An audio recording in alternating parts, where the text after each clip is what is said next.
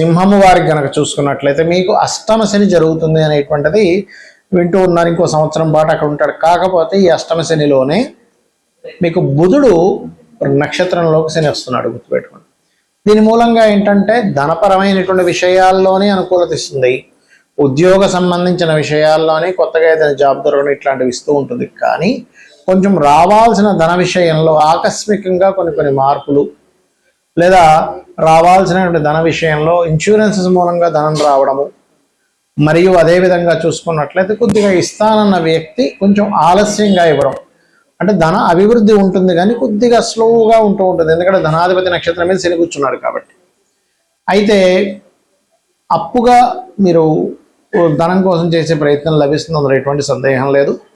కాకపోతే ఏంటంటే ఈ శని యొక్క దృష్టి 2వ స్థానం మీద ఉన్నందుకు, అష్టమ దృష్టి ఒకవైపు అష్టమ శని నడుస్తున్నప్పటికీ ఇది ఫైనాన్షియల్ గ్రోత్ అనేది ఇచ్చి తీరుతుంది, అందులో ఎటువంటి సందేహం లేదు. కాకపోతే మరి అష్టమ స్థానంలో ఉన్నాడు కదండి శని, అష్టమ స్థానంలో ఉంది ఏమిటి అంటే ఇక్కడ మీరు ప్రేమ వ్యవహారాలు, మరియు అదేవిధంగా ఎందుకంటే ఈ కర్కాటకం తర్వాత ఉండేటువంటి సింహలగ్నము లేదా సింహరాశి వారికి అష్టమంలో ఉండేటువంటి శని పంచమ స్థానాన్ని కూడా వీక్షిస్తాడు. కాబట్టి సంతానాన్ని పొందేటువంటి క్రమంలో కొంతమందికి ఏదైనా లోపాలు ఉండడం మూలంగా IUIలు IVFలు చేయించుకుంటూ ఉంటారు. అటువంటి విషయాల పట్ల మీరు జాగ్రత్తగా ఉండాలి. కొత్తగా ఎవరైనా స్నేహితులుగా అయ్యి స్నేహ సంబంధించినటువంటి విషయంలో కొంతమంది వాళ్ళ యొక్క స్వార్థాన్ని చూసుకుంటూ కొంత ఇబ్బంది పెడుతూ ఉంటారు. అటువంటి విషయాల పట్ల కూడా కాస్త జాగ్రత్తగా ఉండాలి. మరియు మరొక విషయం ఏంటంటే ఇక్కడ గమనించినట్లయితే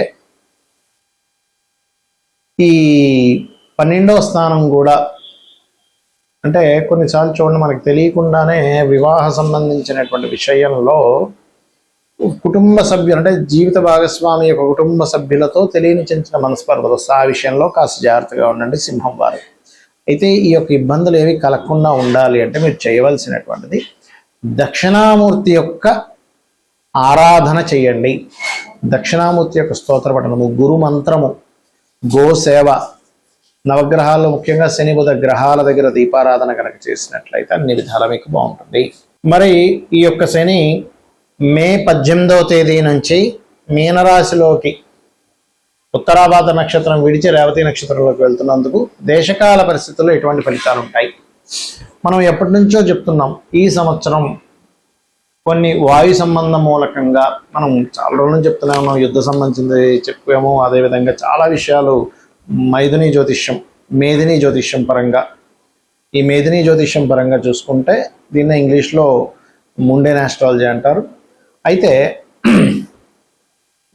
ఈ కాంబినేషన్ వల్ల కొన్ని దేశాలలో, మన ఇండియాకి అయితే అంత పెద్ద ఎఫెక్టే ఉండదు గుర్తుపెట్టుకుని, కొన్ని దేశాలలో ఈ విస్ఫోట సంబంధంగా మనం చూడండి, వాళ్ళ రేపు యుద్ధం జరుగుతుంది కదా, ఈ యుద్ధాలలో కొన్ని యాటమ్ బాంబు అనుసంబంధించినవి కొన్ని డిస్టర్బ్ అవ్వడము, దాని ద్వారా ప్రకృతిలో గాలిలో వాయువులో కొన్ని మార్పులు రావడం. ఎందుకంటే ఇక్కడ మీరు కనుక గమనించినట్లయితే బుధుడు యొక్క నక్షత్రంలోకి శని సంబంధం కలుగుతుంది మీన రాశిలో, అది కూడా జలరాశుల్లో కాబట్టి జలము వాయువు కలుషితం అనేటువంటి చూపిస్తుంది. కాబట్టి మీరు ఏ ప్రాంతాల్లో నివసిస్తున్నా ఎక్కడ ఉన్నా కూడా జలము కాచి చల్లార్చిన నీరు తీసుకోవడం చాలా ముఖ్యం ఈ సంవత్సరం అంతా కూడా. అంటే వచ్చే సంవత్సరం జూన్ 2వ తేదీ వరకు కూడా అందరూ ఇది ప్రధానంగా పాటించండి. ఇది షేర్ మార్కెట్ మీద కూడా ఎఫెక్ట్ చూపిస్తుంది. ఎందుకంటే బుధుడు షేర్ మార్కెట్కి కారకుడు, ఆ షేర్ మార్కెట్ కారక నక్షత్రం మీదకి శని వచ్చాడు. అలాగే కమ్యూనికేషన్ రంగాల మీద కూడా ఇది ప్రభావం చూపిస్తుంటుంది. ఆ రకంగా రోగాల ప్రభావము, అదేవిధంగా చాలా దేశాలు అయ్యో ఇంత అప్పు ఉందా ఈ దేశానికి అనేటువంటిది కూడా బయటపడనుంది, గుర్తుపెట్టుకోండి. ఎందుకంటే ఈ శని అప్పులకి కారకుడు, బుధుడు అప్పులకు కారకుడు. ఈ శని ఎప్పుడైతే అప్పులకు కారకుడు అయినటువంటి బుధ నక్షత్రాల్లోకి వెళ్ళి కూర్చుంటున్నాడో ఆర్థిక మాన్యం అనేటువంటిది రాబోతుంది కొన్ని దేశాలకి. కాబట్టి ఏ దేశవాసులైనా కూడా ఈ యొక్క విషయంలో, అంటే వాళ్ళ యొక్క ఫైనాన్షియల్ రిలేటెడ్ సంబంధించినటువంటి విషయంలో అనుకూలత ఉండాలి. కానీ ఈ యొక్క గ్రహస్థితి ఇండియాకి మాత్రం ధనపరంగా మంచి గ్రోత్ని ఇవ్వబోతుంది. ఇప్పుడు ఇన్ని రోజుల నుంచి చూడండి, మనం రూపీ వాల్యూ పడిపోతుంది అనుకుంటున్నాం కదా, ఇక్కడ నుంచి కొంత ముందుకు వెళ్ళేటువంటిది, అంటే కొంతవరకు దాని యొక్క ఇది కొంత ఆగడము, కొంత రైజ్ అవ్వడం కూడా జరుగుతుంది ఈ యొక్క బుధ నక్షత్రంలోకి శని యొక్క సంచారం మూలంగా, గుర్తుపెట్టుకోండి. అయితే మరి అందరూ కూడా ఏం చేయాలి? ఇప్పుడు కొంతమందికి జాతకం తెలుస్తుంది, కొంతమందికి తెలియదు, వాళ్ళ పర్సనల్ చార్ట్ తెలియదు, వాళ్ళ ఏ రాశి తెలియదు. ముఖ్యంగా ఎటువంటి నెగటివ్ ఎఫెక్ట్స్ కలగకుండా ఉండాలి అంటే మీరు చేయవలసినటువంటిది ప్రధానంగా శని బుధ గ్రహాల దగ్గర దీపారాధన చేయండి. గోవులకి గోంగూర బెల్లం లాంటివి తినిపించండి. అంటే మీ జాతకం, మీ నక్షత్రం ఏదైనా కానివ్వండి, మీ రాశి ఏదైనా కానివ్వండి, మీ లగ్నం ఏదైనా కానివ్వండి, ఇది ఎప్పుడైతే ఈ బుధ నక్షత్రాల్లోకి శని యొక్క సంచారం జరుగుతుందో ఇది గొప్ప ధనయోగాన్ని ఇస్తుంది, గుర్తుపెట్టుకోండి.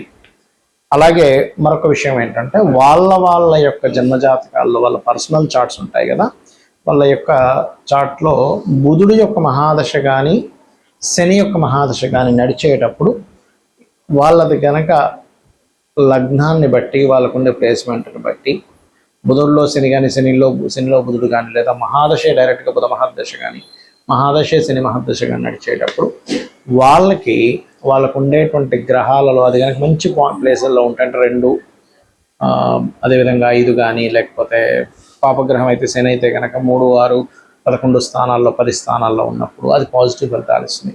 అలా కాకుండా కొద్దిగా ఇది చతుర్థ భావంలోనో లేకపోతే శుభగ్రహాలు అయ్యుండి పాపస్థానాలు అంటే బుధుడు కనుక పాపస్థానాల్లో ఉన్నట్లయితే గోచారంలో బుధరాశుల్లో శని యొక్క రాక జరుగుతుంది కాబట్టి అది కొంచెం హెల్త్ మీద ఎఫెక్ట్ ఇస్తుంది. కాబట్టి మీరు ఎవరికైనా ఈ యొక్క గ్రహ ప్రభావం వల్ల మీ జన్మజాతకంలో కూడా ఆరోగ్య సంబంధించినటువంటి విషయంలో ఇబ్బంది పడుతున్నట్లయితే ఒక చక్కటి మంత్రం ఉంటుంది, అది చేసుకోండి. ఖచ్చితంగా మీకు ఆ యొక్క ప్రభావం తగ్గుతుంది. అదేమిటి అంటే ఓం సర్వవ్యాధి ప్రశమని సర్వమృత్యు నివారణి అగ్రగణ్య అచింత్య రూప కలికల్మషనాశిని నమః అనే మంత్రం చదువుకోండి, ఖచ్చితంగా బాగుంటుంది. మరియు దీంతో పాటు ఇంత పెద్ద మంత్రం నేను చదవలేను అనుకునేటువంటి వారు క్రీం అచ్యుత అనంత గోవిందాయ నమః.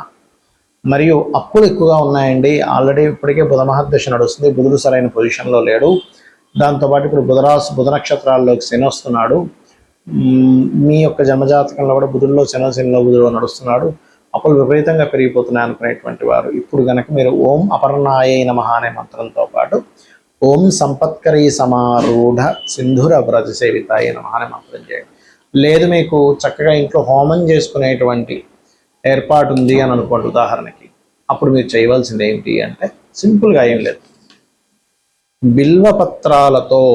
బిల్వపత్రాన్ని నూనెలో ముంచి హోమం చేయండి, ఖచ్చితంగా అప్పులు బాధలు తగ్గుతాయి. అలా కాదండి మాకు శత్రు బాధలు ఎక్కువైపోయాయి, ఇంకా ఎందుకంటే ఈ బుధుడు రాసుల్లోకి శని ఎంటర్ అవ్వడం మూలంగా బంధువర్గం వాళ్ళతో శత్రుత్వాలు పెరుగుతూ ఉంటాయి. అంటే ఇప్పుడు దీనివల్ల ఏంటంటే మనకి రకరకాల దేశాలకి ఇది మిత్ర దేశమే అని అనుకునేది శత్రుదేశంగా మారుతూ ఉంటుంది. ఏమిటంటే మిత్రుడు కదండి అంటే శత్రువు అయిపోతూ ఉంటాడు. అలాగే దేశాలకి మధ్యన ఉండేటువంటి మిత్రత్వాలు శత్రుత్వము, మనుషులకి ఉండేటువంటి బంధువర్గాల్లో కూడా తెలియని ఏమిటి ఇట్లా చేశాడు, ఇంత నష్టపరిచాడు నన్ను అనేటువంటిది వస్తుంది. అలాంటప్పుడు మీరు చేయవలసినటువంటిది ఏమిటి అంటే మిరియాలు నూనెలో వేసి ఆ మిరియాల నూనెతో కలిపిన హోమం కనుక చేసినట్లయితే మీకు మీరుగా చేసుకోవచ్చు, లేదా ఏదైనా పురోహితుని పెట్టుకుని కనుక చేసినట్లయితే శత్రు నాశనము, అది మీ అంతర్గతంగా ఉండేటువంటి రాగ ద్వేషాలతో నిండినటువంటి తత్వం మీలో ఉంటే అదిపోతుంది. నిజంగానే మీకు కనుక ఎవరైనా శత్రువు మిమ్మల్ని ఇబ్బంది పెట్టాలనుకుంటే కూడా ఆ యొక్క దోషం కూడా పరిపూర్ణంగా పోతుంది. శ్రీమాత్రేయ నమః.